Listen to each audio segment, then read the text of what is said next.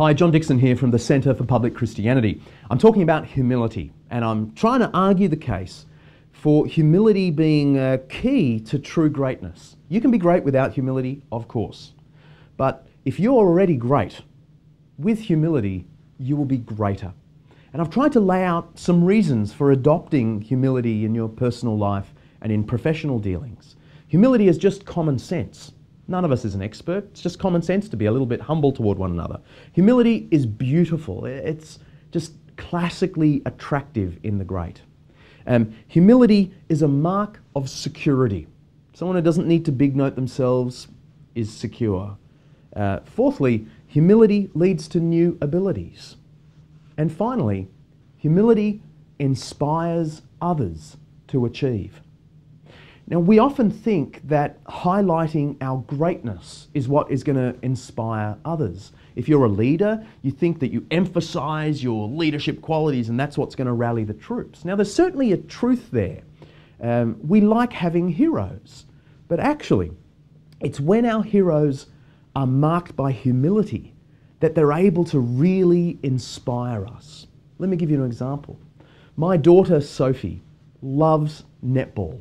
And once I got over the blokey view that netball is just basketball without testosterone, I've actually come to love the sport as well.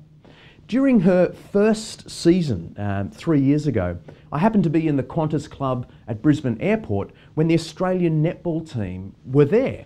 Very nervously, I went up to Liz Ellis, the captain of the Aussie team, and explained Sophie's love of netball and got her signature.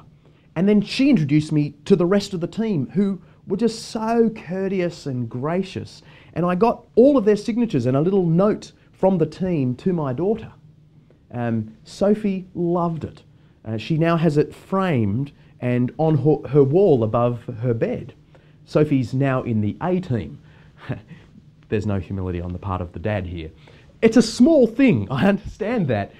But true greatness is marked by these small courtesies. And the effect on those who look up to the great, who are courteous and humble, is massive. What's interesting is that leaders in the business world are now saying the same thing. Jim Collins is the author of the #1 bestseller, Good to Great.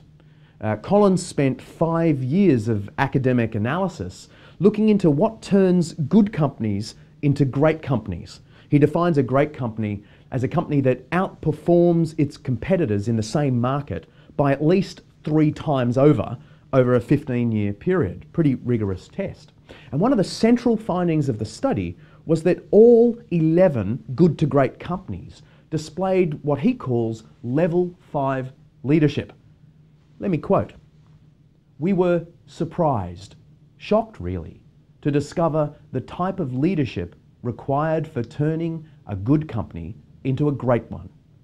Compared to high-profile leaders with big personalities who make headlines and become celebrities, the good-to-great leaders seem to have come from Mars. Self-effacing, quiet, reserved, even shy.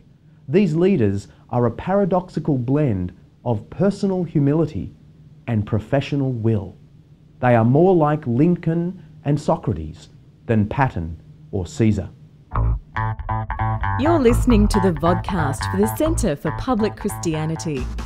For more great content, why not subscribe at publicchristianity.org. Humility inspires others to achieve. Now, I've got my own example. When I was starting out in my first band, my favourite group, my hero, was U2. You'll find plenty of references to U2 on the Centre for Public Christianity website. When they came to Sydney, their first tour of Australia, I was desperate to meet them. But of course, there's no way you can get into their 5-star hotel. In fact, all the U2 fans were kept outside the hotel. Then one of my mates had this idea. Let's dress up in suits, borrow briefcases, and catch taxis to the hotel, and maybe they'll think that we belong to the hotel in some ways. Anyway, we did. We caught taxis, dressed up, briefcases. When we arrived at the hotel, the doorman literally came and opened our taxi doors and showed us straight past all the U2 fans who were banned from going inside the hotel, and we went straight into the lobby. we didn't quite know what to do because we weren't really sure this was going to work. So we just went into the restaurant on the lower level and ordered coffee and toast for hours. In fact, we were there so long, the manager eventually came up to us, you know, table of 5 or 6 16-year-olds. And he came up to us and he said, "Lads, I've been watching you all morning. I know what you've been doing, but I really like your initiative. Stay as long as you like." So we ordered another round of coffee and raisin toast. Anyway, after about 3 or 4 hours, the guys from U2 came down. Bono took a table just a couple of tables away from us. My mate said that, you know, I was the biggest poser, so I should go and introduce myself to him and get him to come across, which I did. And Bono came around, took the time with us, signed everything we wanted him to sign, had photos with each of us, answered our questions. We also met The Edge, the guitarist, and Larry, the drummer, who also answered questions, had photos with us, gave us more of their time than they probably should have. U2 could easily have fobbed us off. They were well within their rights to do it. And I guess I still would have liked their music if they'd done that. But I doubt very much that it would have inspired me in quite the way that U2 did inspire me. The way they gave us their time and answered our questions inspired me no end, and I ended up pursuing music as my first career. My point is, humility in our heroes is what really inspires us to achieve. Humility is common sense.